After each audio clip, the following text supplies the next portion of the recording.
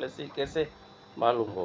मैं आपको आज अपनी वीडियो के बारे में बताऊंगा। तो फेसबुक मेरी वीडियो पर क्या रिमार्क्स दिए हैं, आइए देखते हैं। शेयर करना चाहता हूं, इसी के लिए आप अपना कॉन्टैक्ट उसी हिसाब से बढ़ाओ और वीडियो को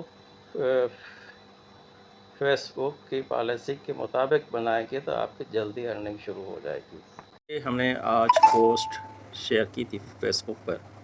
अब इनका हम स्टेटस देखते हैं, उन्होंने फेसबुक ने इसको किस तरह देखा है, क्या इनकी एसओपी के साथ ये पोस्ट मैच हो रही है या नहीं। आइए सी इनसाइड को हम क्लिक करते हैं।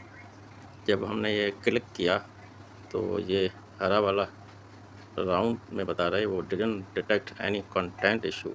इसका मतलब है इसमें कोई इशू नहीं है।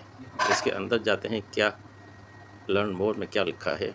इसमें लिखा है जो मैं आपको ये उर्दू में आपके साथ शेयर कर देता हूँ। तर्जुमा आपकी पोस्ट में क्या बेहतरीन काम कर रहा है। इस पोस्ट के लिए अर्निंग्स फ़ाल हैं, बहुत खूब। आप आसमवाद से कमाई कर रहे हैं। आपके रील में कैप्शन मौजूद है। कैप्शन आपकी पोस्ट के बारे में इजाफी मालूमात देने का अच्छा तरीका है। आपके रील में म्यूज़िक या साउंड है जो वीडियोज़ म्यूट नहीं होते हैं, वो आपकी रीच बढ़ाने में मदद करती हैं। आपके रियल तजवीज़ कर दहरीज वलोशन में है, बेहतर वीडियो क्वालिटी वाले पोस्ट आमतौर पर ज़्यादा एंगेजमेंट हासिल करती हैं।